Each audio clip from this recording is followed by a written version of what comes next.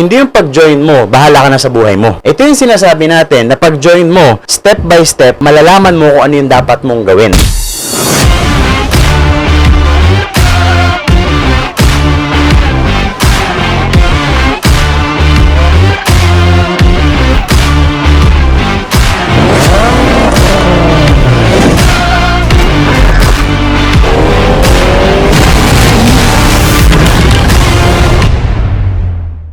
Plug and play, pag ginawa mo to, 101% kikita at kikita ka. Lalaki ng lalaki yung negosyo mo, maduduplicate mo yung buong organization ninyo. First things first, kailangan natin ng mga tinatawag na tools or materials. May notebook and pen tayo, tama ba? Number 1 na kailangan mo is magkaroon ka ng Supremacy ID. Process mo na yan, it's only 250 pesos. Sa office, magbabayad ka lang to process your ID. Number 2 na kailangan mo is Union Bank Payroll Account. Dito dadaan yung mga komisyon natin and encashment natin. Encashment cutoff natin is every Monday. Pag nag-encash ka ng Monday, pagdating ng Friday, nandun na yan sa ATM mo. Ganun siya kabilis. Pag tsumeke ka kasi, lalo pag mga nasa province ka, pag nag-encash ka ng Monday, Manila ang cheque mo on Friday. Papadala pa from Manila to province. So, it will take time. Mas maganda pag may sarili kayong ATM. And at the same time, magagamit kasi natin yung ATM na yun later, which I will discuss. Next, dapat may training notebook tayo. Yung training notebook, wag mo siyang ihahalo na kung ano lang yung mahablot mo na notebook dyan sa bahay o notebook ng anak mo. Dapat yung notebook mo specifically designed for network marketing, Supremacy International, Legacy Builders. So yung SEP card naman, ano yung SEP card? SEP card means Supremacy Excellence Program. Ito yung checklist ng bawat isa. Ito yung tinatawag na plug and play. Kailangan mong sundan yung lahat ng nandoon, i-checklist mo lang siya. Ano ba yung mga nandoon? Bigyan kayo ng idea. Ang mga nandoon, kailangan mo attend, for example, 5 training. Kailangan mo mag-invite ng 5 tao. For the first 3 months, ito lang muna yung susundin natin. In short, ito po yung warm-up natin sa business. Para hindi naliligaw, pagpasok ng bagong member, ano ba yung gagawin ko dito? What to do next? Walang rason na wala kang gagawin at di mo alam ang gagawin kasi nando na po lahat ng checklist natin. Maganda ba yun? Next, kailangan mo rin maging part ng Supremacy Viber community, which is last time sinend na po natin yan sa GC. Ang kagandahan doon, sa Viber community, ikaw yung unang makakatanggap ng promos, mga news, events. Next, mamaya, after this training, gawin mo lang, i-follow mo lahat ng pages ng Supremacy International. Supremacy Riders Club, Supremacy International, plus yung personal Facebook profile sila. May Facebook tayo, Supremacy International and Legacy Builders. May Instagram din, may TikTok, and may business page. So, yan yung mga bagay na kailangan natin mag-algorithm sa ating online or Facebook. Lahat ng social media platform. Okay? So, ang kagandahan kasi, everyday, for sure, may input na nabibigay sa'yo yung company, Legacy Builders. Everyday natututo ka. Instead na nag-scroll ka lang, tapos you're wasting time, ang maganda doon, habang nag-scroll ka, lumalabas yung Supremacy International, lumalabas yung mga realizations, lumalabas yung ating mga additional tools for growth natin. And also, marketing collaterals po yun. So, yun lang muna, warm up lang muna tayo ng kailangan natin gawin. Malinaw po ba tayo doon? Next, kailangan natin i-practice yung invitation natin, which is I will discuss further naman mamaya. Ang invitation po, it is the backbone of your network. Kaya kung papansinin mo, lahat ng mga call center, they never stop on hiring. Bakit? Kasi may tinatawag tayong attrition. Ang attrition, ito yung mga hindi lahat magi-stay sa trabaho or sa call center, for example. Ang pinakamalakas na attrition rate sa lahat ng industry ay call center. That's why every day, they keep on hiring and hiring. Walang pinagkaiba po sa atin. Hahanapin natin yung mga taong willing, taong may pangarap, yung taong malalim yung deepest why nila, gusto magbago yung buhay nila. Let's keep on invite ng people. Pag naboboring ka, mag-invite ka. Pag wala kang ginagawa, mag-invite ka. Pag nadi-discourage ka, mag-invite ka. Pag na-reject ka, mag-invite ka. Wala po nakakahiya mag-invite. This is the perfect time na mag-invite at magpalaki tayo na magpalaki. And, mapapadali lang ang pag-i-invite mo pag yung Facebook mo, nakasetup ka ng maganda. When I say nakasetup na maganda, ito yung pagbukas pa lang ng Facebook mo at nag-invite ka, sino ba itong stranger na to? Baka scammer tong nag-i-invite sa akin. I-stalk kayo ng mga prospect nyo, ang Facebook account niyo. Kaya make sure yung Facebook account nyo, gagawin nyo siyang, tinignan pa lang yung Facebook account nyo, yung credibility mo as a person, as a businessman, mataas. Magiging mo yung value ng sarili mo. Na pag tinignan nila, uy, mukhang legit to ah. Uy, talaga may nagjo-join sa kanya. Uy, talagang part siya ni Supremacy International, which is a legitimate business. So, wala ka bang ginagawa? Hindi mo pa talagang pinipresentan,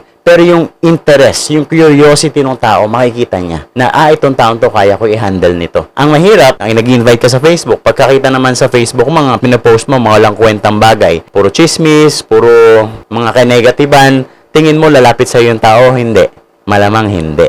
Tama? So, it's very important ano yung laman ng Facebook mo. Ang tawag dito, linisin nyo na po yung Facebook ninyo. Ang topic natin is 5 fingers. Yung iba dito, narinig nyo na dati. Pero, ang kagandahan, advantage nito is naka-structure na and nakapasunod-sunod na siya.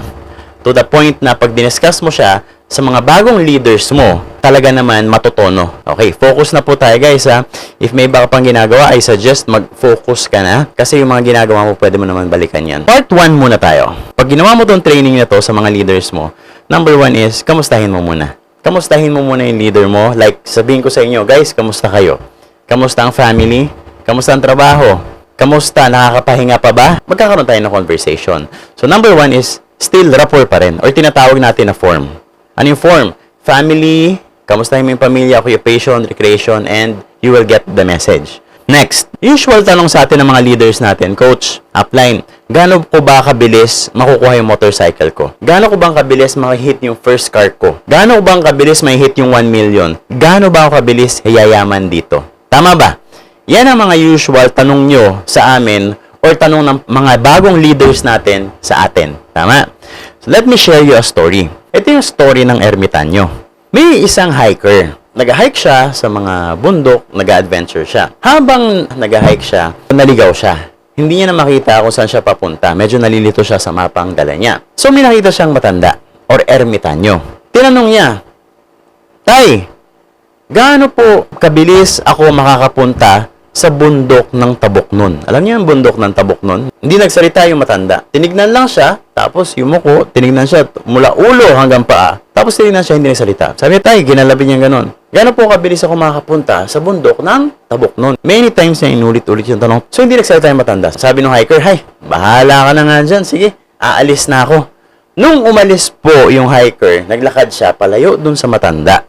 Nung medyo malayo na siya, sumigaw yung matanda. Sabi niya, makakarating ka sa bundok ng Tabuknon. 3 oras, 5 minuto, at 3 segundo. So, nagtaka ngayon itong hiker. Binalikan niya si ermitanyo.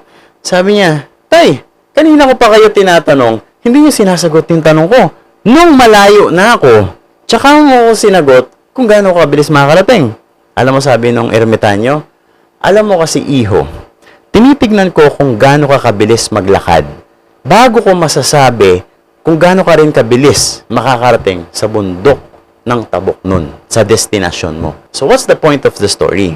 Many of us are asking, even we're asking ourselves, apply natin, mga leaders natin, gaano ba ako kabilis maaabot yung mga tinatawag natin na big dreams? Gaano ko ba kabilis maaabot yung mga pangarap ko at resulta, specific results na gusto ko? So at the end of the day, depende po yan sa kilos natin.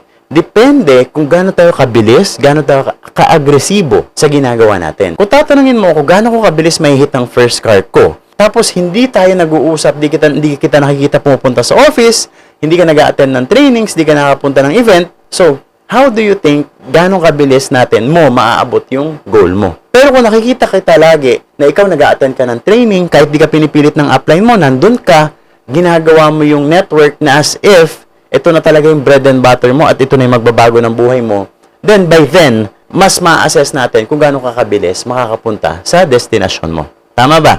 You get my point? So at the end of the day, it's up to us kung gaano natin kabilis i-hit yung goal natin. Gaano tayo kaseryoso, gaano tayo natin bibigyan ng effort at bibilisan makapunta sa gusto natin mapuntahan. Okay? But this is a good thing. Sa network marketing, hindi lahat mabilis. Hindi lahat mabagal. Yung iba, sakto lang. Yung iba, sa first month, ang bilis-bilis. Pagdating ng mga second month, third month, fourth month, ang bilis nila sa mga first parts ng network nila.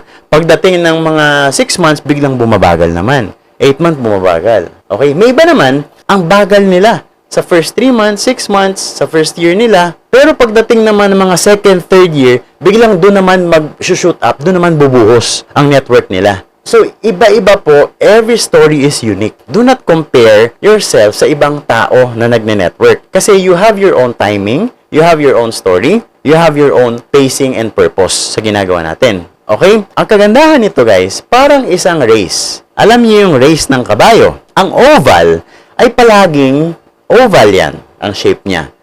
May starting line and may finish line. So lahat tayo, sabay-sabay tayo nagsisimula. Iba humahataw, iba mabilis. Sa umpisa kaya lang napagod sa gitna, bumagal. Yung iba, tuloy-tuloy lang, basta consistent lang. Hindi naman siya mabilis, pero later on, na-overtake ka niya yung unang bumilis and later on bumagal. Yung iba naman, ang bagal, biglang sa dulo, mag-sprint na siya. So, iba-iba. Every story is unique. Do not compare yourself to others na sabihin mo, ay, hindi para sa akin yan kasi sila ang bilis nila. Yun ang tama. Walang tama, walang mali. My point is, sa oval po, laging may starting line, may finish line. Mabilis ka man, mabagal ka man, basta tuloy-tuloy ka, be consistent, darating at darating ang time, maabot mo rin yung finish line mo. The only reason na hindi mo maabot yung finish line mo is when you quit the business. Tama ba? Wala pong naging successful dito na nag-quit. Grabe, ang yaman na nun, no? Anong ginawa mo? Paano kayo yumaman? Paano ako naging successful? Alam mo bro, nag-quit kasi ako. Kaya ako naging successful. Wala pong ganun. Lahat ng mga nakita mo naging successful, laging tumuloy-tuloy lang yan, naging consistent. It's compounding effort. And magko-compound yan. You will create momentum and you will create result dito sa business natin. Every small achievement na nagagawa mo every day, magko-compound yan. Maiipon at maiipon at maiipon yan. At magugulat ka one day, nagtagumpay ka na pala. Tama ba? Yung simpleng pag-flyers mo, simpleng pag-message mo sa mga tao, yung simpleng pag-training mo, maliliit lang na bagay yan. Pag-attend mo dito, pagbenta mo ng products, pag strangers approach mo, yung mga rejection na natamo mo, discouragement na nakuha mo, lahat yan ituloy-tuloy mo lang. Darating ang time, lahat yan, pag nagpatong-patong yan, magugulat ka na lang, unti-unti, naabot mo na yung pangarap mo. Ganon po talaga ang buhay. Pakunatan, patibayan. So, ang importante, hindi ka susuko. Yung mga iba nga, 60 years old before nila naaabot yung mga pangarap nila. 80 years old, sila KFC. Pero bonggang-bongga naman talaga yung mga naabot nila. Pero they never quit. Ang end result nila, lagi nakatingin sila doon sa goal nila. Ito, tatandaan nyo, may starting line and finish line. Yung iba kasi, nakafocus yan doon sa mga nare-reject sila, nadi-discourage sila, nahihirapan sila, doon sila nakafocus. Ang focus nyo guys, is yung gusto mong mapuntahan, yung finish line. Yung mga rejection, discouragement, yung mga hardships, madadaanan mo na lang yan, hindi mo yan masyadong iindahin kapag nakatingin ka sa end goal mo. Kaya lang yung iba, ang tinitignan natin is yung mga pinagdadaanan natin. So, as much as we can, ang tignan po natin dito kung ano yung gusto mong marating. Hindi yung mga nararanasan nating problema. By doing so, mas nagagaan po yung trabaho natin. Pero mind you, hindi naman mawawala yung challenges. Let's say, for example, nagkakotse ka na dito. Congratulations! Sarili mong sasakyan, ramdam mo? Yes. Okay, ganun mo nga sarili mo. Ramdam ko na coach, yung magkakakotse ko sa Supremacy International. Pag nagkakotse ka na fully paid mo na, for example, ibig sabihin ba nun, successful ka na, wala ka ng problema? Meron pa rin. Kasi may lalabas ulit yan, another challenge. Tama ba? Kahit may kotse ka na, may challenge na naman yan. Naging Millionaires Club ka na. Ibig sabihin ba, pag Millionaires Club ka na, wala ka ng problema? Meron pa rin yan. So, tuloy-tuloy pa rin yan. Pero my point is, ganun po talaga. Kasama talaga siya sa proseso. Yung iba, masyado mong dinadamdam, masyado mong niro-romanticize yung mga rejection, discourage mo, hayaan mo lang yun. Magpamanhid ka na. Wala naman nawala sa atin. Hindi tayo naputulan ng daliri. Tama ba? Nung na-reject tayo ng isang tao. So, we just keep on doing the business. Keep on doing the business. Now, let's proceed. Ito yung tinatawag natin na part 1. Yung diniscuss ko, simula sa kamustahan, pakilagyan po ng part 1 sa notebook ninyo. Simula sa kamustahan hanggang sa ermitanyo, hanggang sa marathon. Yan yung unang i-discuss mo or your second 2 sa mga checklist. Yung ATM, yung ID and everything. After mo ma-discuss yun sa leaders mo, next is the part 1. Ang goal mo dito, pag natutunan mo na to after the presentation, kausapin mo lahat ng leaders mo. Minsan nagkukulang din tayo kasi hindi natin alam kung anong gagawin natin. Pero dapat i-one-on-one mo sa kanila, ikaw maglalatag nito sa kanila. Yung ginagawa ko sa inyo ngayon, ikaw maglalatag nito sa kanila. Maliwanag po ba tayo doon? Okay, goods. Okay. Part 2 na po tayo. Ito yung tinatawag natin na pencil story sa part 2. Pencil or lapis story. Ang pencil, meron siya mga parts of the pencil. Number 1 na pag-uusapan natin sa pencil is yung loob, which is what you call the lead. Or ito yung sumusulat. So, yung LED, ito yung nagsisignify ng kalooban mo. When I say kalooban, ito yung character mo, ito yung values mo as a business owner or network marketer. Pag nagne-network ka, dapat maayos muna yung kalooban mo. Do you agree? Dapat maganda yung intention mo, dapat maayos yung character mo. Bawal sa atin yung mayabang. Pwede tayo mag-inspire, pero hindi tayo nagyayabang. Hindi ka nandito para manloko ng tao for just your personal gain na even if hindi mo na sinusundan yung core values ng company natin. Okay, may mga ganun kasi tayong mga distributors.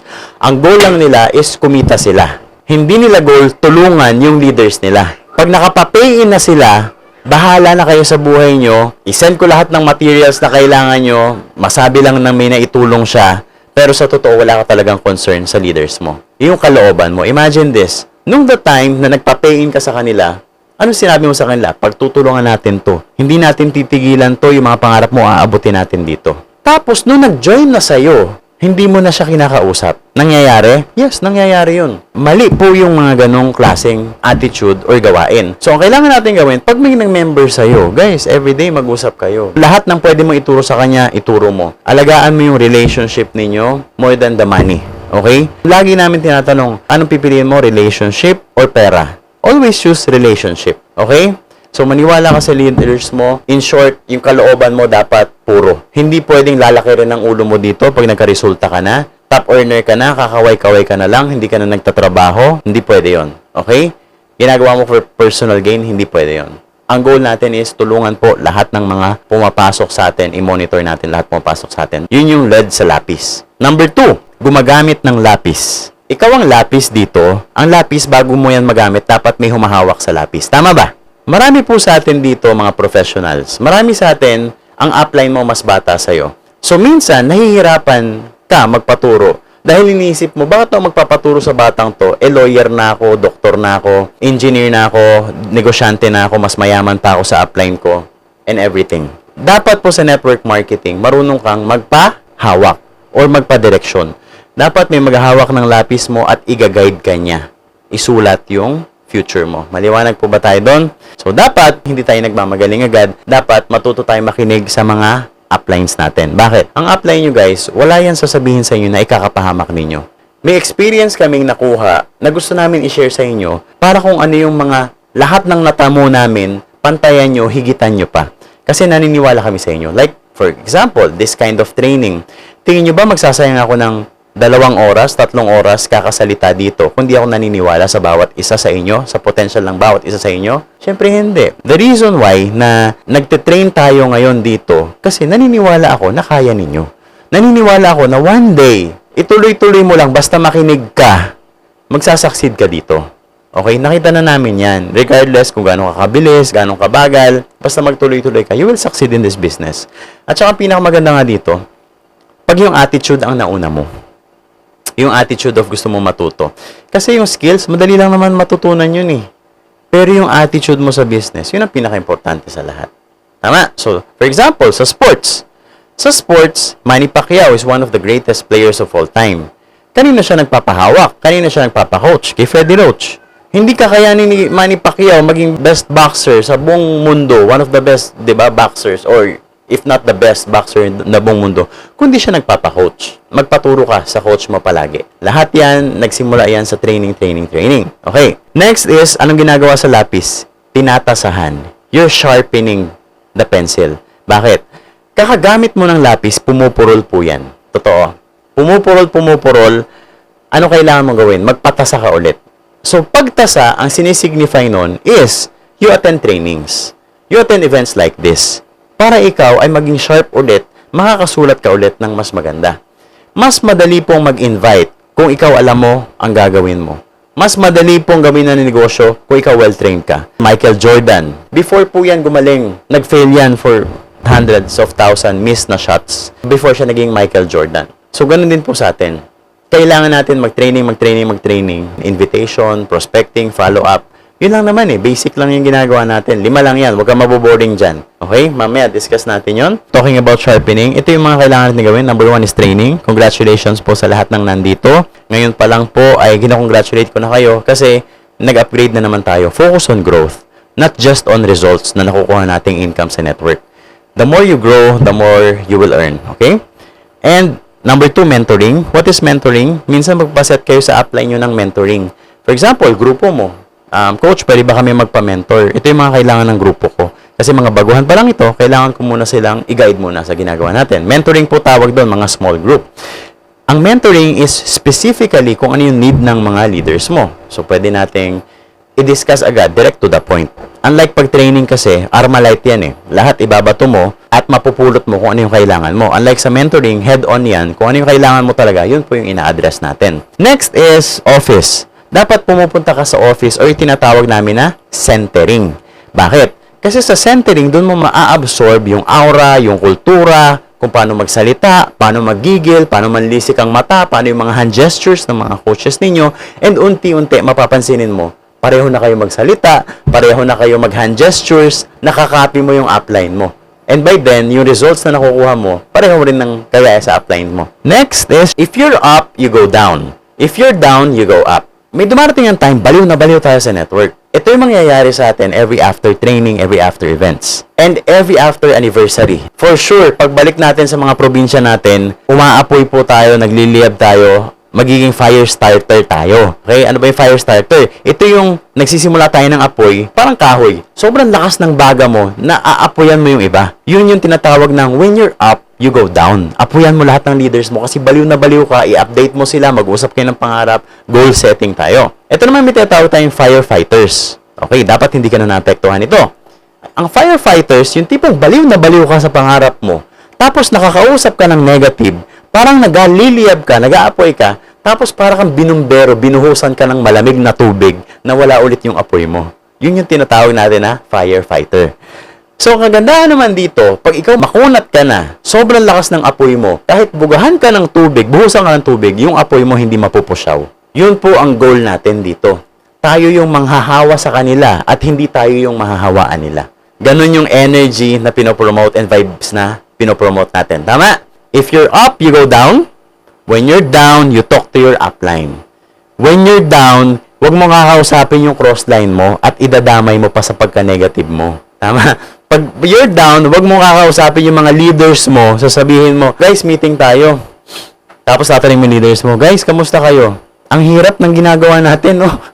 Kaya ganunin mo pa sa ano mangyayari doon. Minsan yung mga leaders na sinasabi mo, sasabihin nila sa'yo, upline, anong gagawin ko? Ang hirap naman itong ginagawa natin. Nahihirapan kayo? Actually, ako rin nahihirapan ako eh. Quit na lang kaya tayo, tingin mo. Kasi parang ang hirap nito, gawa tayo ng ibang bagay. Pag ganun ka makipag-usap, guys, wala kang leadership sa'yo. Hindi ka na naawa sa mga leaders mo. Inaalis mo yung pangarap nila. Kahit anong negative pa yan, huwag mo sukuan yan. Labanan natin yan. Tama? Mahirap maging positive para sa'yo. Mahirap din maging negative. If you will choose na mahirapan, mahirapan ka na lang ng positive ka. Kaysa negative ka, nahihirapan ka. Pareho lang yun. Pareho lang nag-iisip ka. Okay? Next is eraser. Yan ang isang part ng lapis, eraser. Huwag po kayo matakot magkamali. Mag-i-invite ka. Paano ba mag-invite? Baka mali ako. Paano ba mag-present? Baka mamali ako. Sa test paper mo dati, mas maaalala mo yung mga bagay kung saan ka nagkamali. Tama ba? Nagkamali ka sa bagay na to, ito hindi mo na makalimutan kasi doon ka nagkamali. May 3 klase tayo ng pagkakamali. Number 1, tinuro sa'yo yung mali. Tapos ginawa mo yung tinuro sa'yo, kaya nagkamali ka. That's number 1. Tinuro sa'yo yung mali at ginawa mo. Okay.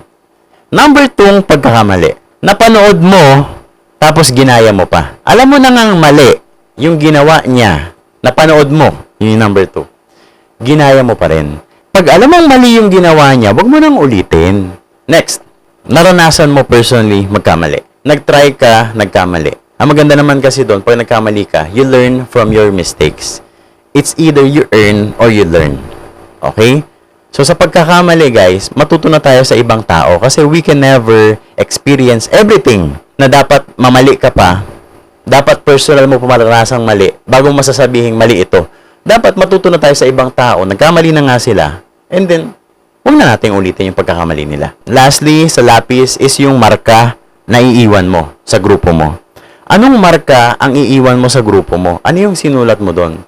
Dalawa lang yan. It's either maganda or pangit ang iwan mo sa leader mo na marka. At least, guys, yung markang iiwanan natin sa mundong ito ay maganda. Kaya ang tawag sa atin guys is legacy builders. When you say legacy, nagre-resound po yung mga magagandang ginawa natin even after po ng aksyon na ginawa natin.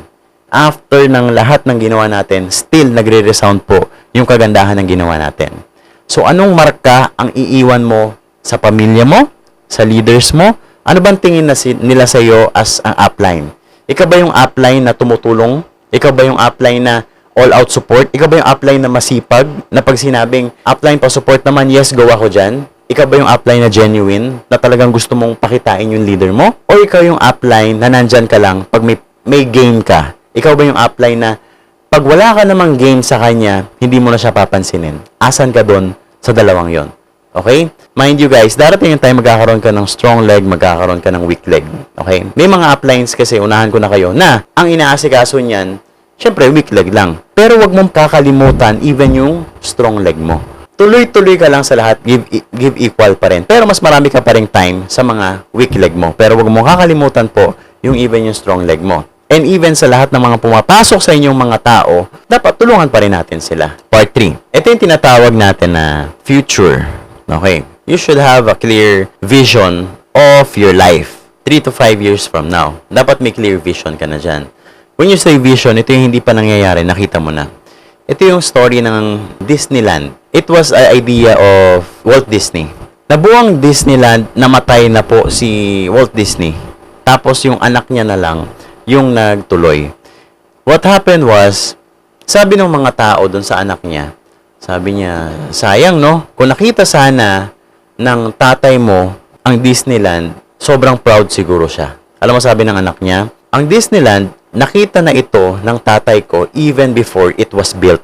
Malino na sa utak ni Walt Disney kung ano yung mangyayari sa Disneyland. So kaya nakita na nila before pa ito nagmaterialize. So dapat malinaw sa vision mo ang mangyayari sa'yo dito sa network marketing sa business natin. Tama? So, ngayon, ito yung tinatawag na orasan story. May isang tao daw sa Luneta Park. May isang lalaki doon at isang bata. Isang tatay, isang bata.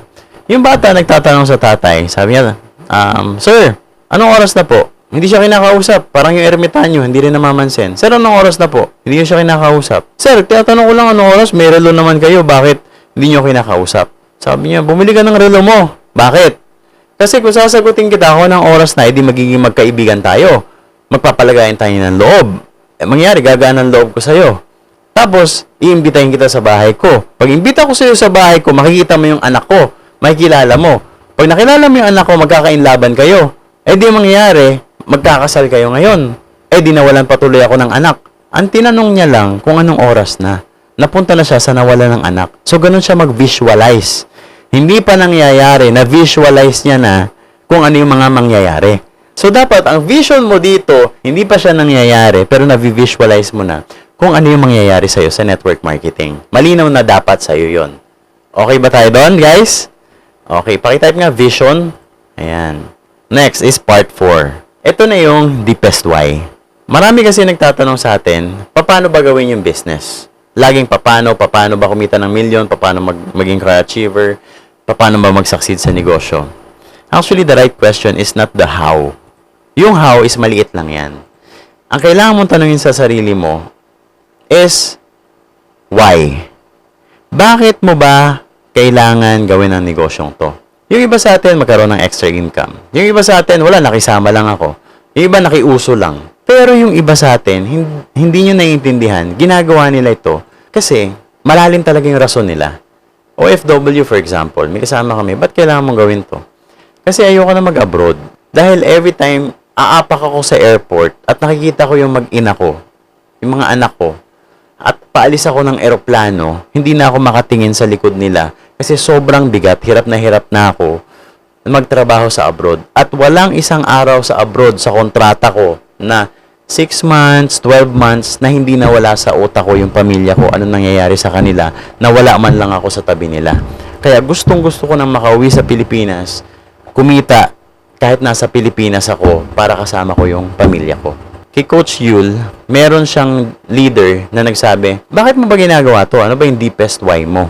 Bigyan siyang drawing ng lamesa. Ano tong lamesa?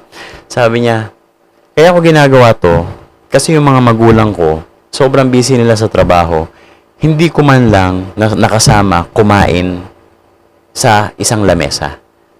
Laging kumakain ako mag-isa, ako lang, tapos laging sila wala. Yun yung deepest why niya.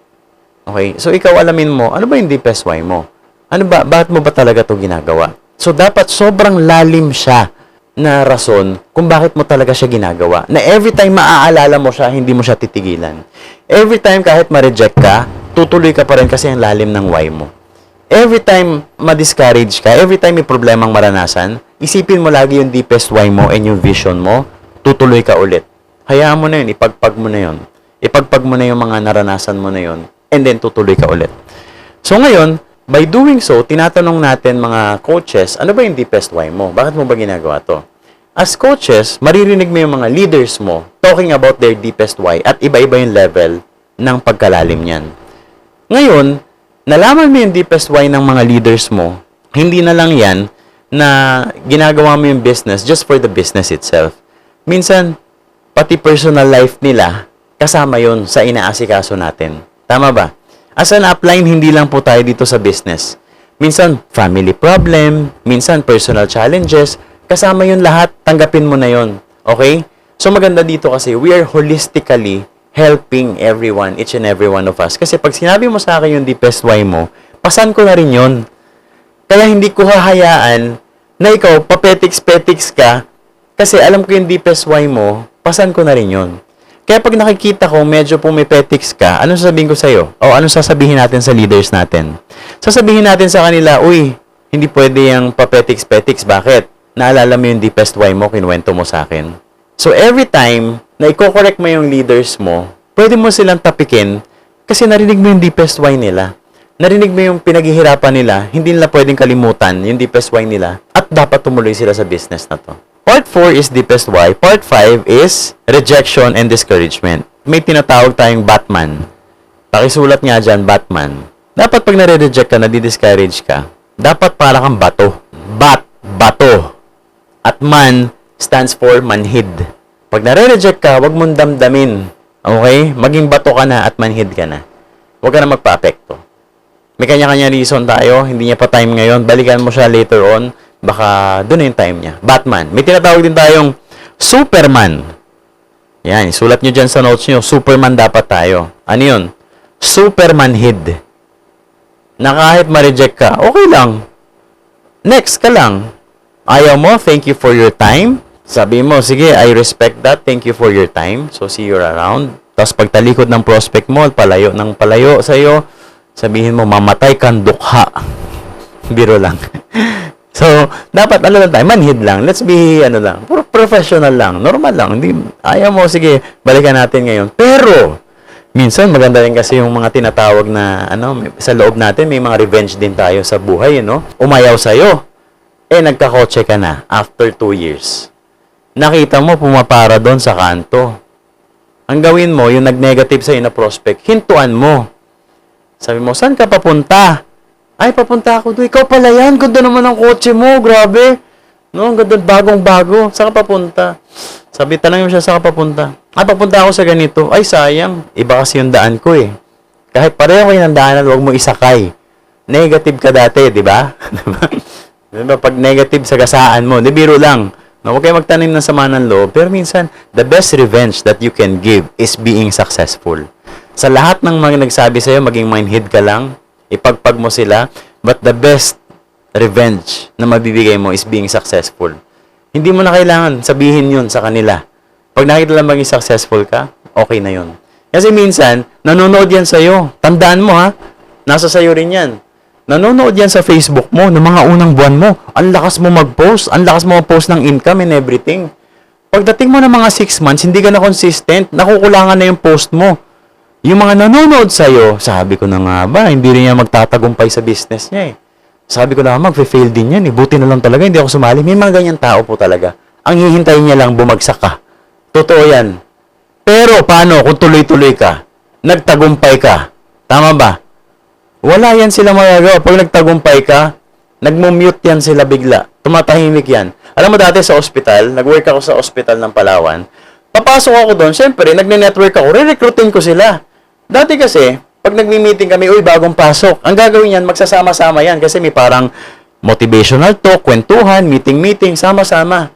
Napansin ko, nung in-invite ko na sila unti-unti, isa-isa, pag dumarating ako, naghihiwa-hiwalay na sila. Nagiging busy bigla. Totoo nangyayari yan. Tapos dumating yung time, sa hospital ako sinasabihan ako, Power, gumaganon sa akin. Uy, Power, kamusta na, Power? Ginaganon. Alive. Dati kasi alive yung, yung product. Ina-alive ako. Alive forevermore. Ginaganyan nila ako. So, ako naman, nasasaktan din ako kasi first timer din ako noon, kahit anong sabihin mo. Pero dapat manhid ka talaga. Tama ba? Anong ginawa ko? First month ko, bumili ako motor. Nung bumili ako ng motor, medyo may nagtahimik sila. Nag-silent mode bigla. Sabihin ko sa inyo, pag nagkakaresulta ka, tumatahimik yan. Nakabili ka na ng kotse, mas tatahimik yan. Magtatanong yung iba, okay? Pag nakita lang gumagaan yung buhay mo, nakaka-travel ka na, magtatanong na yan sa'yo. Ano ba ginagawa mo? Baka may time ka. Ano sagot mo sa kanila? Pasensya na, wala akong time, medyo busy kasi ako, may mga meetings ako. Ikaw naman mag-reject sa kanila ngayon, no? Pero may maganon talaga, guys, na sa una, ipa-power ka. Pero later on, guys, pag nakita naman yung resulta, makikita nila seryoso ka talaga. Minsan kahit wala nga resulta makita nila, nanggigigil ka, nakikita yung vision mo, naglilisik yung mata mo, mapapa-curious na sila, mapapatanong. Alam mo yung when we started Legacy Builders, wala naman tayong resulta Tama ba? Tama ba, Legacy Builders? Wala naman tayong resulta. Lahat kayo, wala pang cheque, wala pang kinikita, wala pang motor, wala pang nagkakotse. Pero anong panangahawakan natin? Yung gigil natin. Yung vision natin.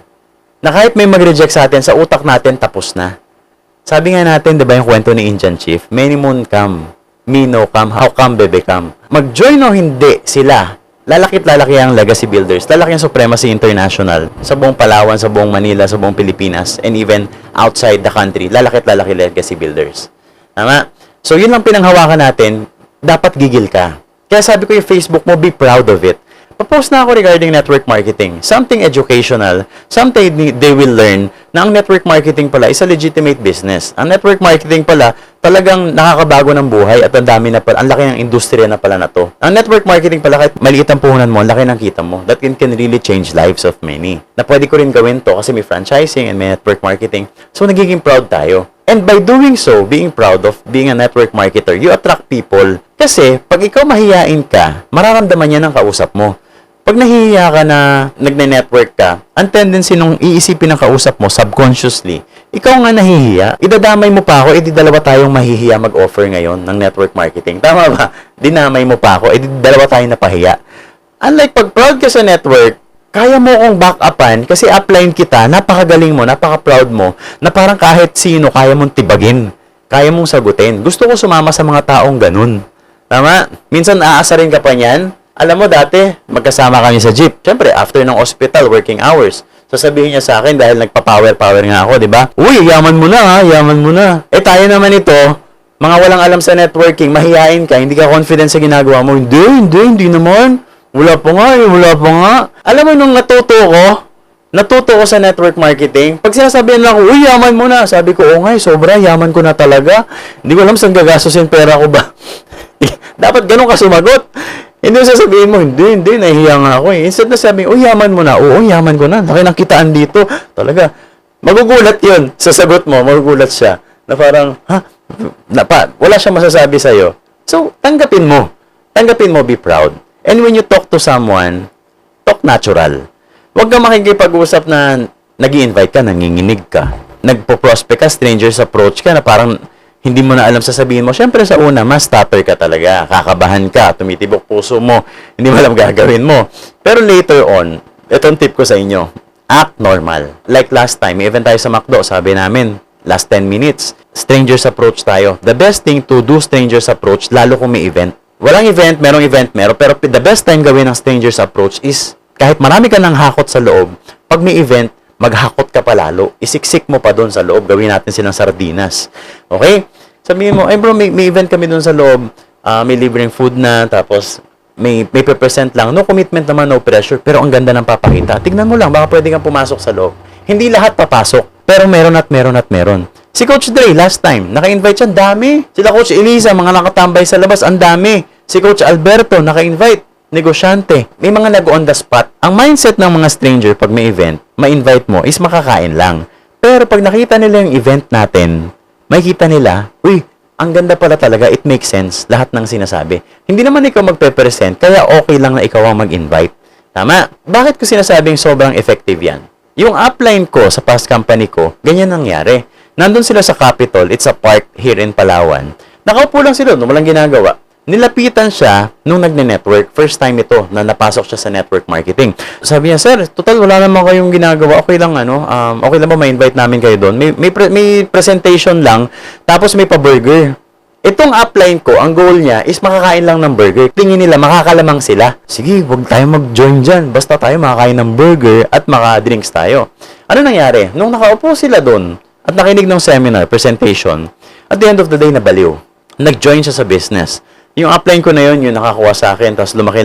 So, the rest was history. Lumaki ng lumaki. Saan nagsimula? Stranger's approach. One stranger approach can really change your network marketing career. You'll never know if yan na pala yung tamang tao sa network mo. Okay? Kaya, you keep on pushing stranger, go nang go.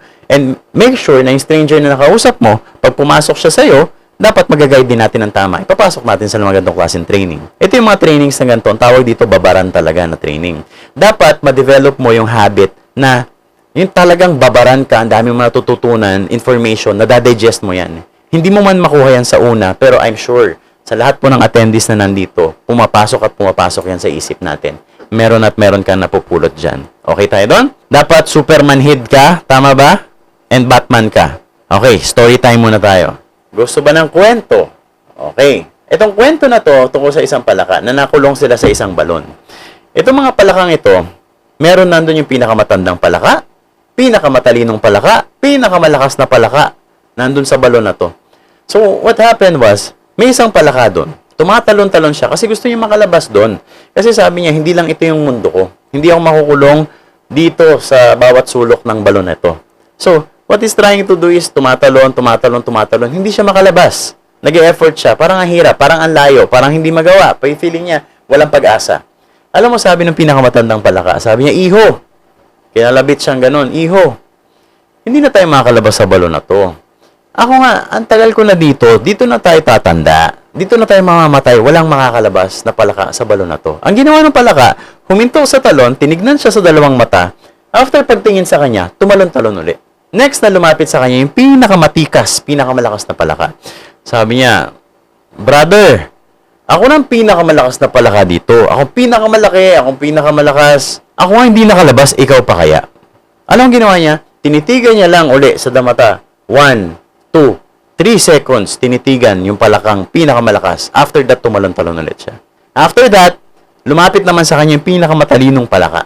Sabi niya, nakalculate ko na lahat ng tendency na pwedeng gawin natin dito, hindi talaga tayo makakalabas dito sa balon na to. Ano ganun din? Tinitigan niya sa mata, 3 seconds. 1, 2, 3. After 3 seconds, tumalon-talon ulit siya. Kakatalon niya, nagkaroon ng konting dent o marka dun sa lupa at nakatalon siya palabas. Pagtalon dito, bumanta ganun, nakalabas siya. Tapos, they found out, yung palakang yun, bingi pala. Anong point po ng story? Tapos na yung story, bingi pala yung palaka. Walang point yun. Ang point ng story, guys, maging bingi ka sa mga negative. Maging bingi ka sa nagsasabi sa yung walang mangyayari sa'yo dyan. Maging bingi ka sa mga taong nagsasabi sa yung mahirap yan.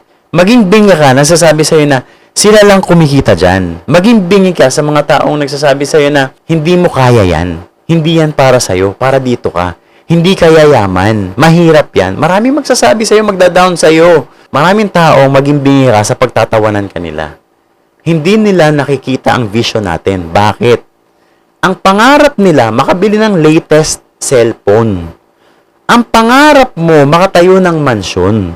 Pag nagkwento ka sa kanila na makakatayo ako ng mansyon dito para sa pamilya ko, at ang mindset nila, psychological wallet nila ay cellphone lang, kahit hindi pa nga top of the line, basta makabili lang ng cellphone, tatawanan ka nun.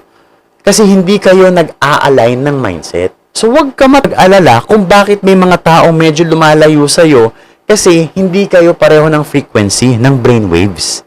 Yun ang kagandahan nun. Pag nilalayuan ka na ng tao minsan, no, mga kaibigan mo na, natatakot makipag-network, hindi naman lahat, pero may mga kaibigan ka nun lalayo ng gano'n, natatakot mag-network, it's because nagle-level up na kasi yung level of thinking mo. Nagle-level up na kasi yung pangarap mo. To tell you guys, iba ang brainwaves ng mga taong successful sa hindi.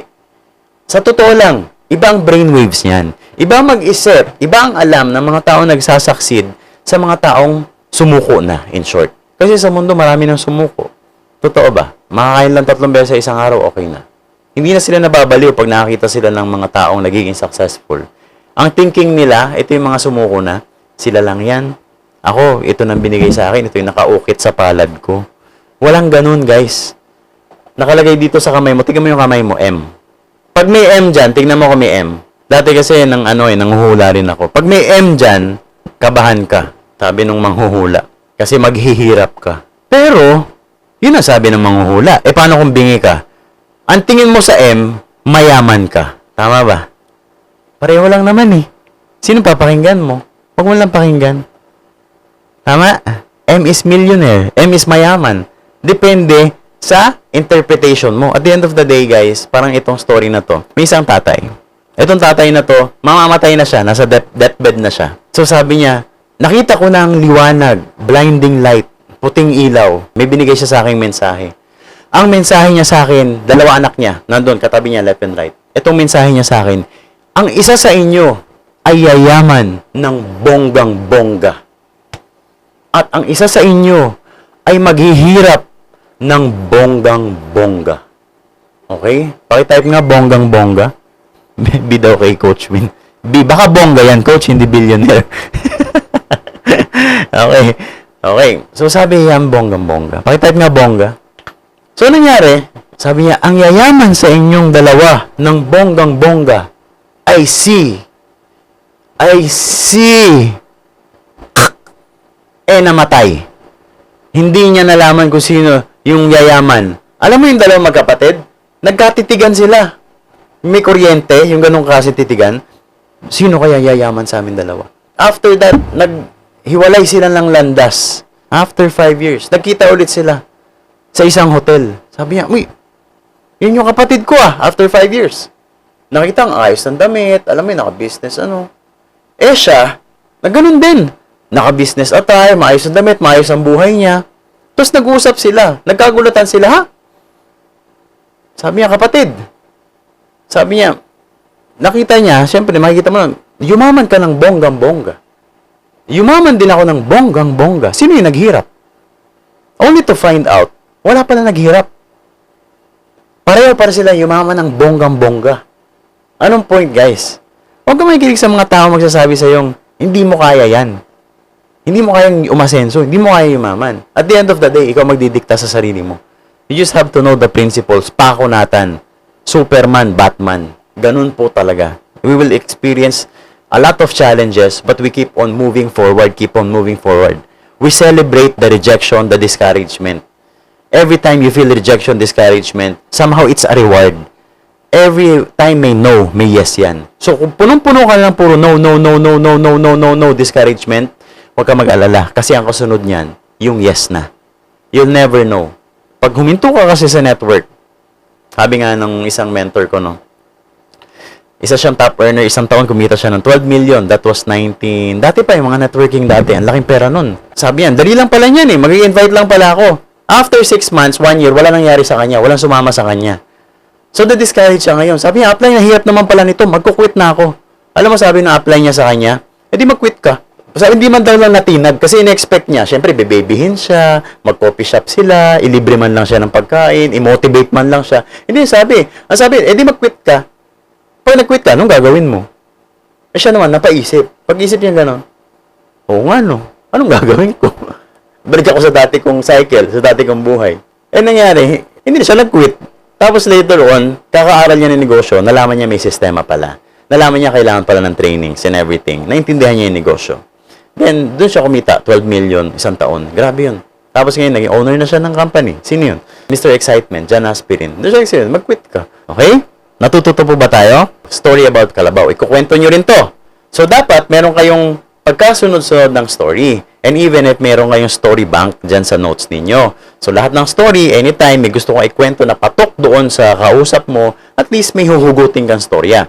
Itong next story na ikukwento ko sa inyo, kwento ng isang kalabaw. May magtatay.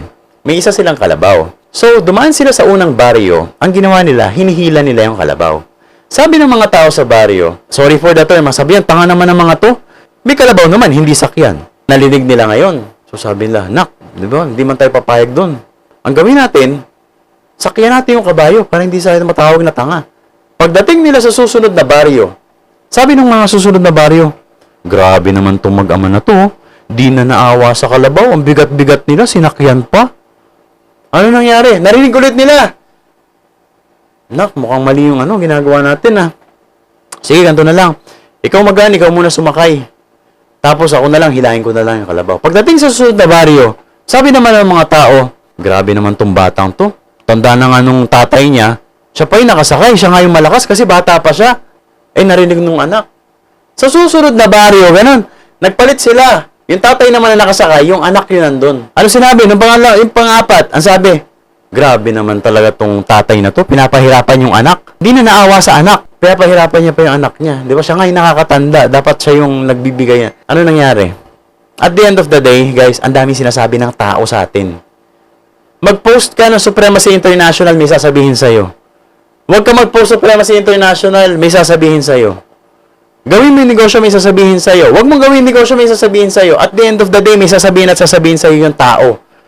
You cannot please everybody. Don't expect you can please everybody. Don't be a people pleaser. Maging wala kang pakialam, maging Superman, Batman ka. Tama ba? So, hayaan mo sila. Alam mo, itong 2 taon to, nagpa-apekto.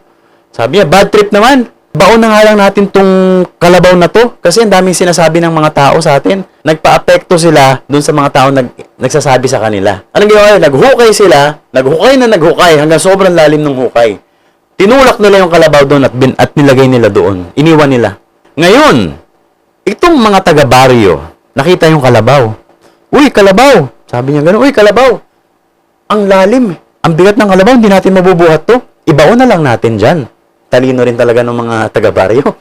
Ibaon daw na lang nila. So, ang ginawa nila, yung pinaghukayan, hukay tabon, hukay tabon, hukay tabon. Alam mo ginagawa ng kalabaw? Every time tinatabunan, pumupunta sa likod. Alam mo ginagawa ng kalabaw? Pinapagpag niya lang. At napupunta sa kanyang paa at tinatapakan niya. Hukay tabon, pinapagpag, punta sa paa, tinatapakan. Hukay tabon, pagpag ng kalabaw, pupunta sa paa, tatapakan. Unti-unti, tumataas ng tumataas. Nasusundan? Yung kanyang balon at lupa. Unti-unti, nakalabas yung kalabaw. Ganon din po ang lesson na gawin natin when it comes to rejection. Pag nare-reject ka, ipagpag mo at tapakan mo. Pag nadi-discourage ka, ipagpag mo at tapakan mo. Pag nahinaan ka ng loob, ipagpag mo. Pag may nagne-negative sa'yo, ipagpag mo lang. Hindi naniniwala sa'yo, ipagpag mo, tapakan mo, unti-unti, paangat ng paangat ng paangat ng paangat ang buhay mo. Okay, may natututunan tayo? Okay, ito yung mga life lessons na hindi mo talaga mababayaran, na hindi mo talaga natututunan din sa labas. And even sa school, hindi natin natututunan ito. Okay? This is teaching us to become stronger para mas makonquer natin yung mas malaking pangarap natin. Next, every time you get rejected, balik ka ulit dun sa why mo. Ba't ko ba ginagawa to? At the end of the day, pag sabihin, may nag-reject sa'yo, hindi naman, magdi-discourage sa'yo, tandaan mo, hindi sila magbabayad ng bills mo. Tingin mo, yung, marami ba nag-reject sa amin? Yes. Presidente nga ng kumpanya, may-ari na ng kumpanya, nare-reject pa rin? Yes. Nag-invite pa rin yan? Yes. Nare-reject pa rin sila? Yes. Pero ang ginagawa, in every no, there's a yes. Ma-reject ng ma-reject, ma-reject, may nag-yes pa rin. That's the point. Numbers game po tayo when it comes to invitation and prospecting. Lahat yan, prospect yan. Okay? Pero tignan mo to. Ngayong naging successful na itong mga taon to, tingin mo naalala pa nila yung mga taong nag-reject sa kanila? Hindi na. Minsan actually may mga kasalubong ako. Minsan mahihiya sa akin. Hindi ko alam kung bakit. Tapos later on, marirealize ko, yun pala yung pinresentan ko dati. Tapos hindi nag-join. Tapos makikita mo, ganun pa rin. Wala masyadong pagbabago. At the end of the day, panalo tayo dito. Kasi tayo tuloy-tuloy. Sa kanila huminto na yung opportunity. So, tandaan mo lang lagi, in deepest why mo. Tumuloy-tuloy ka lang, you will be successful in this business. Gusto nyo mag-break muna tayo? 3 minutes break tayo. Hilamos muna kayo, kumagat muna kayo ng tsokolate, whatever na gusto nyong gawin. 3 minutes break. Okay tayo doon? Balik tayo agad in 3 minutes. Kaya pa ba? Ay, sa pagyaman, kaya yan. Basta pag marirealize you later on, basta pagyaman, yes, kaya natin yan. Okay? Tatagumpay tayo dito. Okay, start na po tayo. Cameras on again tayo. Proceed tayo sa part 6. 7 golden rules of network marketing. Okay? Sulat nyo lang po dyan. 7 golden rules of network marketing. Number 1 is what you call yes up. Yes up attitude. Up means upline. Pero we don't usually call each other upline or downline. We don't do that. Up lang for positioning para alam nyo lang. We call each other coaches. Mas maganda pag mentor, coach. Tama ba? So that's why we call each other coaches. So number 1 rule natin is yes up attitude. Pag may sinabi yung upline mo, anong sagot natin? Yes up. Wala kaming sasabihin sa inyo na ikakapahamak ninyo. Sabi, attend ka ng training, yes up. Hindi yung attend ka ng training, kasi may ganito pa ako, may ganyan. Ang dami mong excusitis, ang dami mong reasoning, ang dami mong justification. Basta pag sinabi sa'yo na, attend ka ng training, attend ka ng Manila, anong sagot natin? Yes up. Pakitype nga po, yes up. Or yes coach. Pakitype nga po, yes coach. As long as may kinalaman sa business, ang pinag-uusapan natin, you should say yes coach. Pero pag pinaglalaba ka na niya, pinaghuhugas ka na ng plato, inaalipin ka na niya, hindi yan pwede. Okay?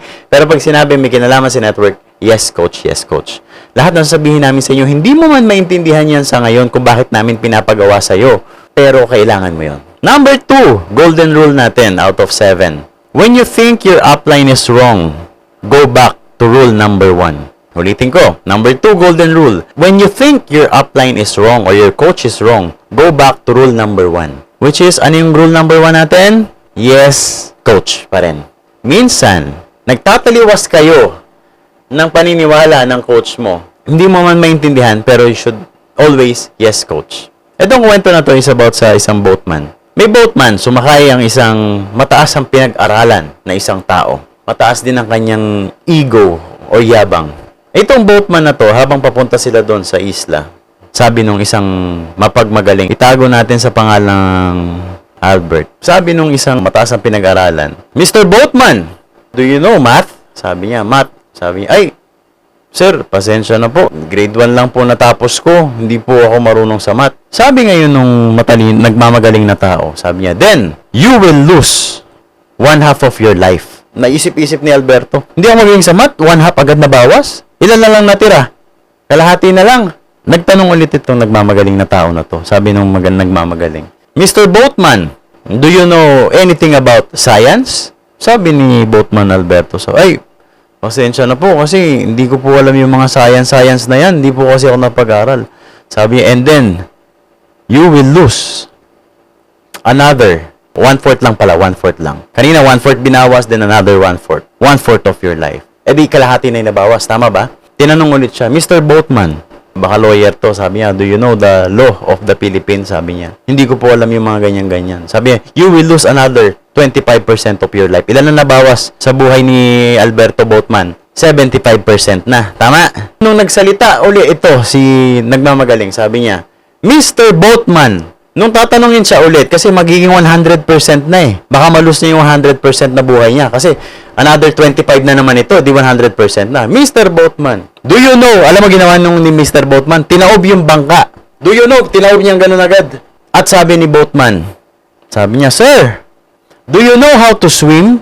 No, I don't know how to swim. Help, help. Sabi ni Mr. Boatman, Albert, then you will lose 100% of your life. Anong point ng story? Actually, walang point, no? Actually, may point naman yun. Ang point ng story, hindi palibasa at may pinag-aralan ka na, tingin mo, mataas ang profession mo, hindi ka na makikinig sa upline mo. Mas matanda ka kaysa sa kanya, hindi ka na makikinig sa upline mo. We have no boss-employee relationship sa network marketing.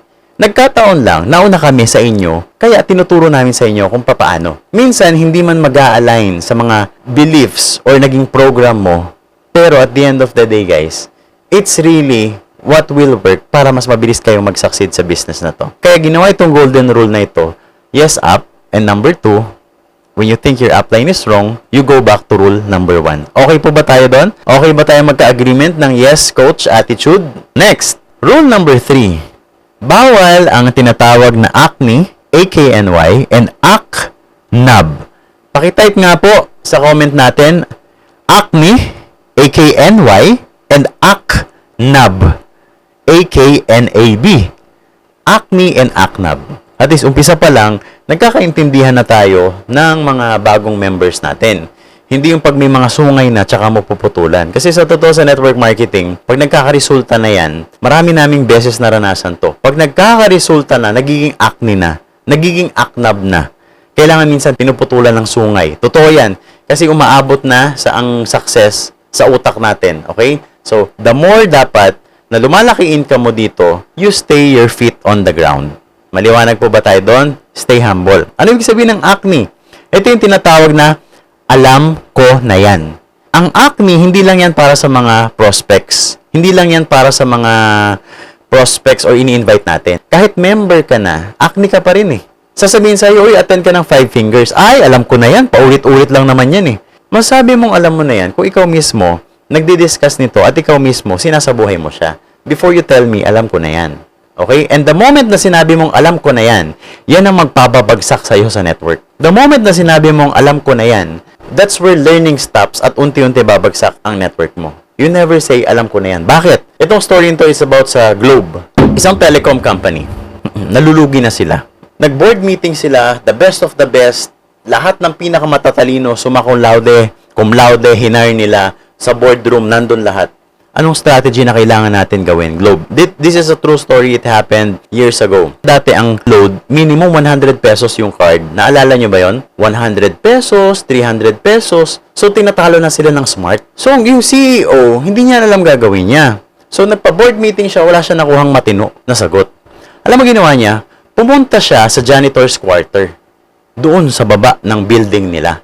Yung may-ari ng Globe. Umupo siya doon sa normal na mga upuan, hindi boardroom, kung saan nagtatambay yung mga janitor. At tinanong niya, sabi niya, tingin nyo, ano maganda gawin para lumaki yung kumpanya natin? Imagine mo janitor ka, CEO, sa'yo nanghihingi ng advice. Tama ba? Nagulat yung janitor, ba't ako tinatanong nito? Wala naman akong alam. Pero sinagot ng janitor, sabi niya, Sir, ang tingin ko po, kailangan natin murahan, magkaroon po tayo ng tingi-tingi. Ang mahal po talaga 100 pesos, ang laki ng bawas sa sweldo namin nun. Nag-cling yung idea doon sa CEO ng Globe. Sabi niya, tama yan. Tama yung idea mo. Anong ginawa ng Globe? Nakinig doon sa janitor. Anong ginawa niya? Naglabas siya ng piso, pwede ka mag-load? Yes. 5 piso, pwede mag-load? 50 pesos. Inunti-unti nila yung market, 80 pesos. Be flexible. Na hindi lang ang nakikater natin market ay yung may mga pera. Doon po, nagdoble, triple, 5 times, 10 times, naging bilyonaryo ang sales nila. They found out na mas malaki pala ang benta sa tingi-tingi kaysa sa bultuhan. So sa atin, pwede rin tayo magtingi-tingi. Pwede tayo magbenta tingi-tingi kaysa bultuhan kasi mas malaki sales yan. Alam mo ba, ang toothpaste, mas malaki ang kita nila sa mga sachet ng toothpaste, shampoo, maliliit na sabon. Kaysa pagbibili ka nung malalakihan na tube agad. Doon sila kumikita ng malaki. Pero akala natin nakakamura tayo, pero sa totoo, mas mahal pala yun at mas nakumikita sila ng malaki. Just because of humbling down, inalis mo yung pride mo, inalis mo yung ego mo at nakinig ka sa mga taong ito, doon sila nagsasucceed. So, bawal po sa atin yung tinatawag na acne. Maliwanag po tayo doon. Next, bawal din yung tinatawag sa atin na AKNAB. Ano yung AKNAB? Ako na bahala dito, kaya ko na to. It's always teamwork. Tandaan nyo, 2 is better than 1. How much more 5 is better than 1? Laging may mako-contribute ang bawat isa sa atin when it comes to presentation, it comes to training. Kaya nga tinawag tayong network marketing. Teamwork po tayo dito, leverage po tayo dito. Tandaan nyo yan, ako na bahala. Pag narinig nyo na yung mga ganyang word, nakakatakot po yan. Alam ko na yan. Ako na bahala. Sige, ako na bahala. Nakakatakot po yung ganong klaseng attitude. Okay? So, yan po yung mga aalisin natin na attitude sa network marketing. Okay po ba tayo doon? Agree po ba? Pakitype nga kung agree tayo dyan. Acne and AKNAB. It's for your own good. Okay? Alisin natin yung mga ganyan. Next, commitment. Pag sinabing commitment sa network, hindi ito yung pwedeng sabihin mo kung kailan lang may oras ako, kung kailan ko lang trip, kung kailang feel ko, magne-network ako. Pag sinabing commitment, it's a lifelong commitment. For example, pag-aasawa, nagpakasal ka. Commitment yan, na tuloy-tuloy na kailangan mong gawin. Commitment is giving your all. At least every day, dapat may ginagawa ka when it comes to your business. Dapat may prospecting ka. Dapat yung 5 kasama mo palagi na may kinalaman sa business. Upline mo, leaders mo, downlines mo, crossline mo. It will determine kasi your future. Kung sino yung lagi mong kasama, yun din yung magiging income mo. Kung kasama mo lagi ay ganun mag-isip, tapos lahat sila hindi naman nagne-network, kumikita kayo pantay-pantay, pero pag sumasama ka sa mga taong kumikita ng nagsi-6 figures, nagsi-7 figures, lalo board of directors, nagsi-7 figures every week or every day, dapat yung kasama mo. Kaya in-encourage ko kayo guys, pumunta kayo anniversary, pumunta kayo sa mentoring, pumunta kayo ng training. Kasi yung mga nagtuturo dun, kumikita ng malaki yon. Pag na-adapt mo yung mindset nila at ginawa mo yung ginagawa nila, this is a copy business. Pag magaling ka mangopya, mas mabilis ka magsasucceed dito. Pag nakopya mo yung mindset nila, laman ng utak nila, at yung ginagawa nila, you will become successful. Kung ano yung kinikita nila, yun din kikitain mo. Kaya kung kayo pinapapunta ng Manila, ng training, it's an investment for yourself. Kasi ang best investment that you can have is sino? Sarili mo. Okay? So that's why pinupush natin kayo sa mga ganong klaseng mga event. Commitment. Next, 5. Okay. Outside business relationship. Kung pumasok kayo sa network na magjowa na kayo, okay lang yon. Pero pag pumasok kayo sa network, tapos dito kayo nagkain-laban, hindi pa pwede yun, lalo na pag hindi pa kayo successful sa network. Pinapayagan namin yan pag at least successful ka na sa network. Paano successful? At least kumita ka na ng 5 million. Total earnings mo, 5 million na. Then, kung pareho kayo nagne-network, tapos kumita kayo pareho, Millionaires Club, na 5 million na. So, pwede na kayo magjowa. Pero, kung nagsisimula pa lang kayo, bawal magjowa-jowa dito. Bakit? Hindi mo naman sigurado, minsan, feeling mo lang yun. Ano nangyayari? Nag-away kayo, ang tendency, hindi pupunta yung isa sa network. Paano kung mag-crossline? Ito yung upline, magkaibang grupo pa, nagkain-laban. So, mangyayari, ito, hindi na pupunta sa office kasi baka yung makita niya to. Ito, hindi niya rin pupunta kasi baka makita niya to. Ang tendency, ikaw upline, nawalan ka pa ng grupo. Kita nyo? So, huwag na lang. Focus na lang muna tayo sa goals natin. Magpayaman ka muna. Then, pag dumating na yung time na tingin mo ready ka na, mas maganda rin talaga pag meron ka na before ka makipag-relation. Tama ba? Payaman muna tayo. Okay? And next is consistency. Consistency, ilang beses ko na to dinidiscuss sa inyo guys. Whatever the situation may be, just be consistent. Just show up, show up, show up, show up. Consistency, tuloy-tuloy ka lang. Tuloy-tuloy ka lang. Be consistent, whatever happens, nasa high ka, nasa low ka, you be consistent sa lahat ng ginagawa natin. Lastly, golden rule number 7, darating ang time magkakagrupo ka. Darating ang time sarili mo may event ka na sa'yo. May sarili kang C-cell sa Jollibee, sariling C-cell sa McDonald's, sariling presentation, sariling mentoring kasi upline ka na, resultado ka na, Millionaires Club ka na, car achiever ka na, may sarili ka ng grupo. Ang tendency nun, usually lagi ang nanglilibre dyan upline. Tama ba? Ang 7th rule natin is equally divided. Sige nga, pakitype nga, equally divided. Ano ba yung equally divided? For example, may bill sa Jollibee, McDonald's, or mentoring. Make sure na ini-equally divided mo yung sharing. Yung iba kasi alam na to. Ito yung tinatawag naming arigato money. Equally divided or arigato money. Pakitype na rin po, arigato money. Japan saying arigato. Ibig sabihin ng arigato is thank you money. May mga taong nagrereklamo ang taas ng gas. May mga taong nagrereklamo taas ng kuryente, which is true naman. May nagrereklamo na ang mahal naman ng mga bilihin. Ang mahal naman ng services ninyo. Instead na mareklamo ka, kasi wala na rin naman tayo magagawa dun eh. Tama ba? Magreklamo ka ng gas. Ang mahal naman ng gas. Bababa ba yan? Yun pa rin, papagas ka pa rin. Ang mahal naman kuryente. Ibababa ba para sa'yo yung kuryente? Hindi rin naman. Babayad mo pa rin yung kuryente. So, instead of isipin mo, change mo lang mindset mo. Instead of isipin mo parang, mahal naman. Isabihin mo lang, arigato money yan. Bakit? Yung pinaggasolina mo, yan yung nagdala sa'yo mula sa bahay mo, papunta ng office, papunta ng prospects mo, papunta sa mga lugar mo ng kailangan mong puntahan. That's why, yun yung tinatawag nating arigato money. Instead magreklamo ka, magpasalamat ka dahil nakapagas ka at yung pagpagas mo na yun yung nagawa mo, business mo. So, pag nagbayad ka ng kuryente, magpasalamat ka kasi may ilaw ka. Magpasalamat ka kasi nagamit mo yung aircon mo, electric fan mo. Magpasalamat ka kasi may TV ka, yung refrigerator mo, nakip yung pagkain mo. So, it's better to say thank you. Tama ba? Arigato money ang tawag natin doon. Do you agree sa arigato money? And every time kakain tayo sa labas, may mentoring, mas magaan pa rin pag hati-hati tayong lahat. That's what you call arigato money. So, those are the 7 golden rules of network marketing. Naka-align po ba tayo? Sige, pakitype nga natin, align. Alam nyo yung mga notebook nyo na yan? Itago nyo yan. Kasi yan ang magdadala ng million sa'yo. Naalala ko yung notebook kong ganyan. Lumang-luma na. Every time I open my notebook, nakikita ko yung mga notes ko dati. Tapos kung ano yung notes ko dati, tuturo mo pa rin sa mga tao. Yan kasi yung ibabagsak mo pag nagkaroon ka na ng 100 na grupo.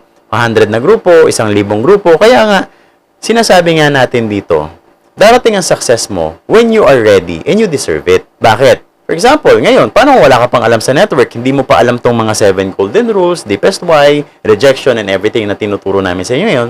Paano kung binigyan ka ng 100 grupo under ng organization mo? The question is, ano ituturo mo sa kanila kung di mo alam ito? So, piniprepare lang natin kayo na para pag dumating yung 100 na group, kaya mo silang i-multiply na maging 1,000. It's because alam mo tong mga tinuturo namin sa inyo.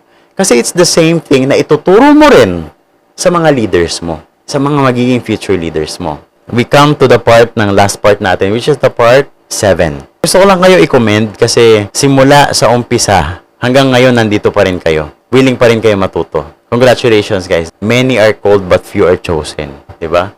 And I believe that you are the chosen ones. Still, nandito pa rin kayo. Dapat gigil kayo talaga matuto. Ganyan kami, gusto namin matuto ng matuto. Huwag kayong acne, huwag aknab. Okay? Last, 7. Ito na yung tinatawag na 5 fingers.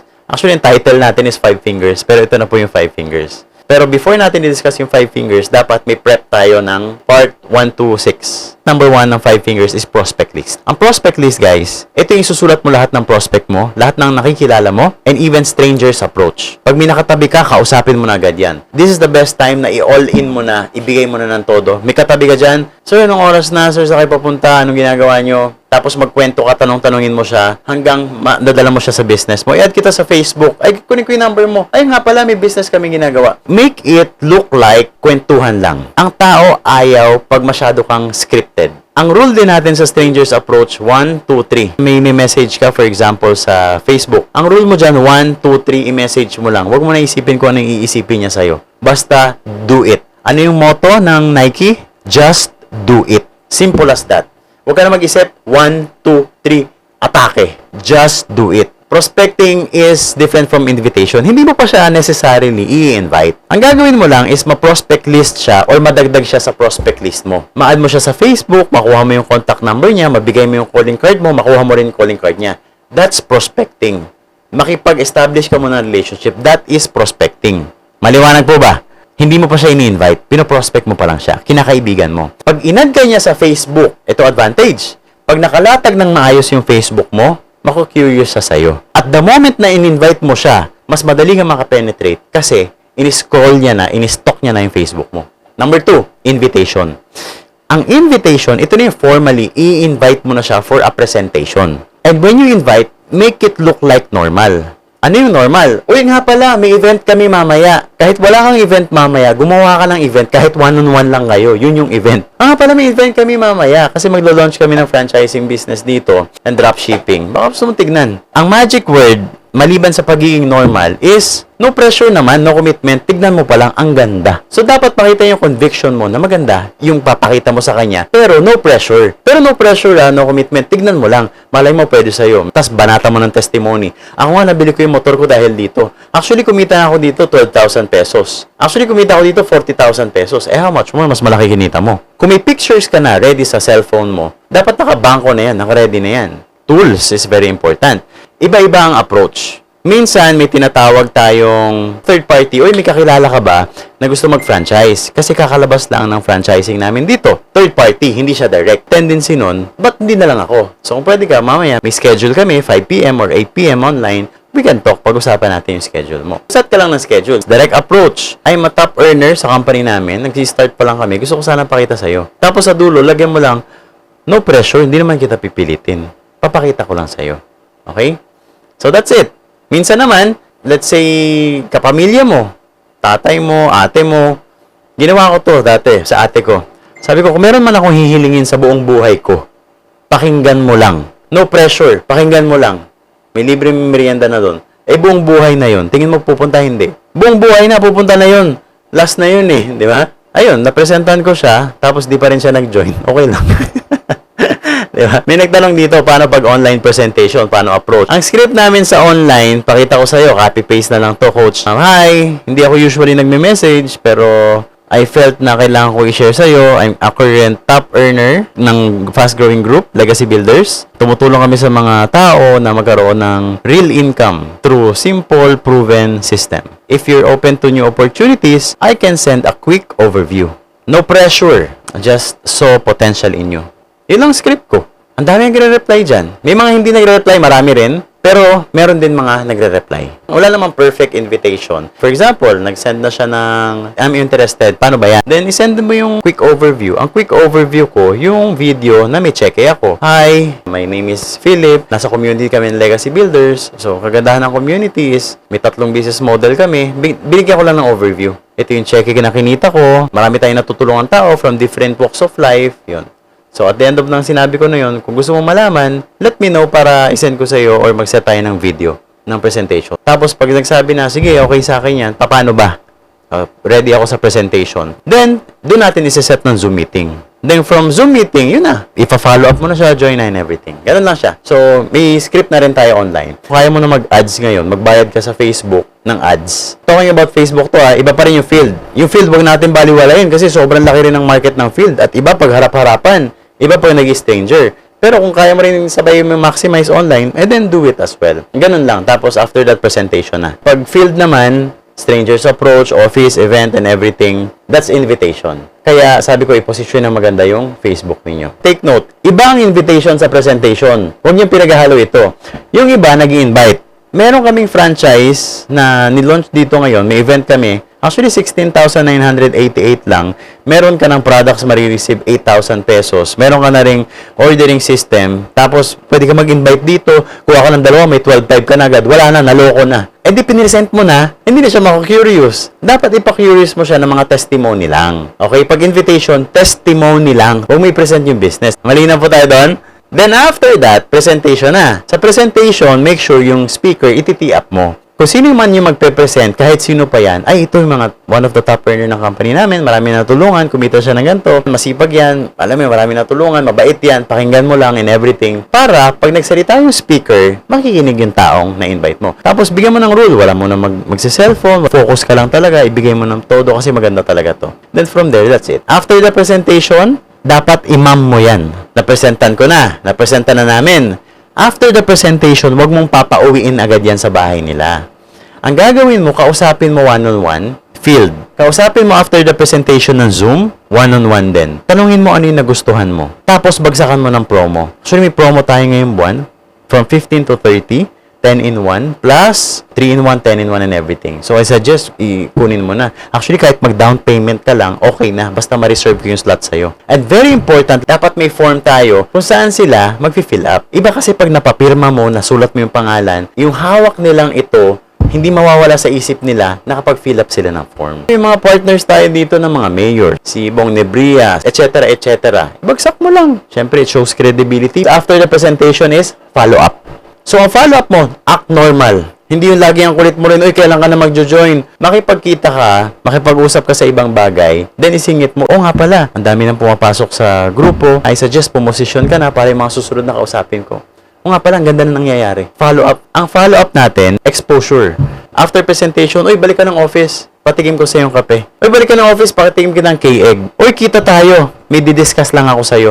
Hindi pa member. Pinapapanood na ng training, pinapapanood ng Car Achiever, pinapapanood ng anniversary, hanggang bumabaon ng bumabaon. Kay Coach Nick nga hindi pa nga member, hindi pa nape-presentan. Paano to, Coach, hindi pa na-attend ng presentation? Sabi ko, hayaan mo lang.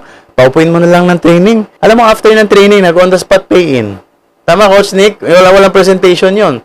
Kasi makikita nila yung value ng ginagawa natin. So, always follow up. Follow up is magkita kayo, mag-usap kayo. Yun ang sekreto ng follow up. Act normal. Huwag masyadong makulit. Sakto lang. Act normal. Next, nag-sign up na siya. Goal setting na. Ano yung goal setting? Ipapasok mo na siya sa training na ganito. Itong training na ganito, one-on-one po ito. Yung the way ko ginagawa sa inyo, gagawin mo siya one-on-one or 1 or 2. Kasi dapat marinig mo yung mga deepest why nung kausap mo. Dapat marunong kang matuto kung paano ibagsak ito.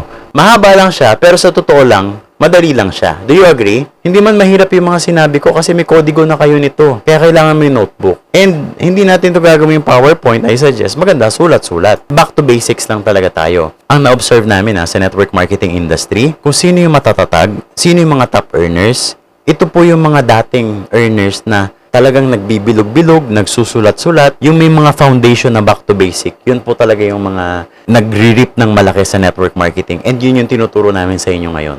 Iba, personal, intimate, pag sinusulat mo siya. Okay? So, goal setting ka na.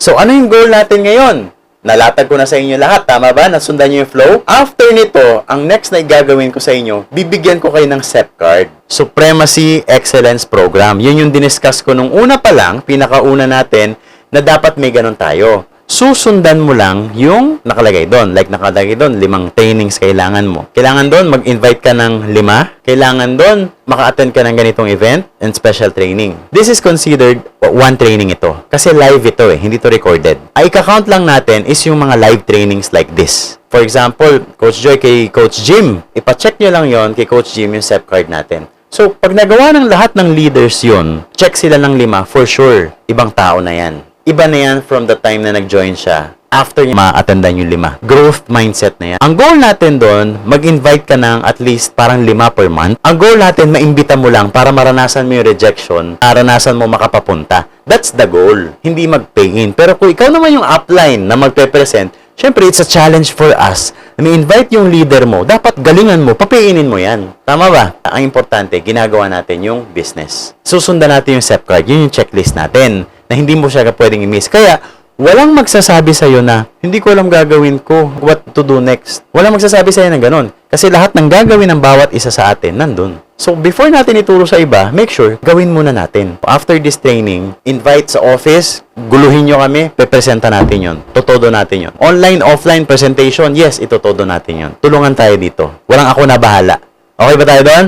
Isabay mo sa schedules natin, iwanan natin. Then after that, actually, patapos na tayo, no? ABC rule is very important. A is advisor, B is bridge, ikaw yon, and C is your client. Laging ititiap mo si advisor, not the client. Hahanap ka ng mga tao may resulta, papakausap mo ngayon doon sa client mo. So, mas maganda may alignment sila. Pag nakita mong professor, teacher, yung client mo, syempre, itapat mo rin sa teacher. Pag nakita mong nagtatrabaho sa city, sa government, itapat mo rin yung nagtatrabaho doon. Nakita mong OFW, itapat mo rin yung OFW. O yung upline mo kung sino man na available. Tapos siya na bahala, mag-close ng deal doon. Hindi lang kailangan upline mo, even your cross lines. Even hindi mo kagrupo, pwede po yun. Magpa-A ang tawag doon. Pag sinabi sa atin, upline coach, pa-A naman. Ang gagawin mo as ako advisor, papakilala ako, bibigyan ko siya ng tips, i-encourage ko siya, and everything na closing script ko para mag-join yung kausap niya. Nag-start din ako ganyan, tapos na-invite din ako, dati ayoko, tapos ngayon, ito na nangyari. Tip ko sa inyo, huwag niyo palampasin yung opportunity kasi mas maraming nawawala sa mga hindi sumusubok. Do you follow? Lastly, pampaparami ng branch. Kailangan mo dito multiple accounts, pero ang multiple accounts, may diskarte tayo dyan na paano mapapadali. Ang Palawan Pawn Shop, meron silang 3,300 branches. Ang isang branch, kumikita ng 3,000 pesos, very conservative. It means they are earning 9.9 million per day. Times 30 days mo yan, that's 297 million pesos a month. That's why siya ay isang bilyonaryo. In short, pagpaparami ng branch. Magbebenta ka ngayon, balot mani. Kung magbebenta ka traditional, mag-isa ka, hindi ka yaman doon. Pero kung gusto mo yumaman sa pagbebenta ng balot, magtayo ka ng 200 branches of balot. 200 branches of balot, kumikita ng 500 pesos boundary per day sa'yo. That's 100,000 pesos per day. I-times mo yan ng 30 days, that's 3 million a month.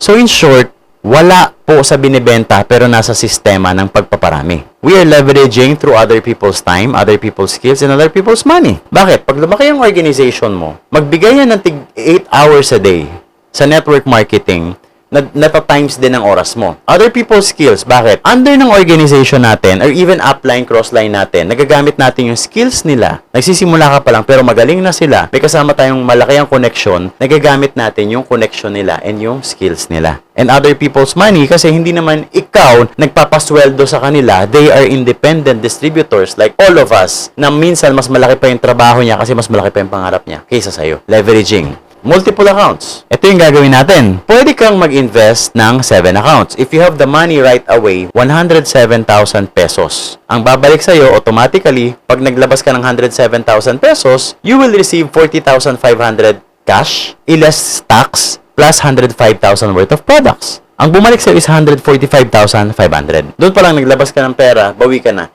Ibenta mo yung products, Ashi, okay ka na. Okay? So, ang goal natin, paano kung wala pa akong 107,000 pesos? Unahin mo muna si 1245. Nakita niyo yung screen? 1245.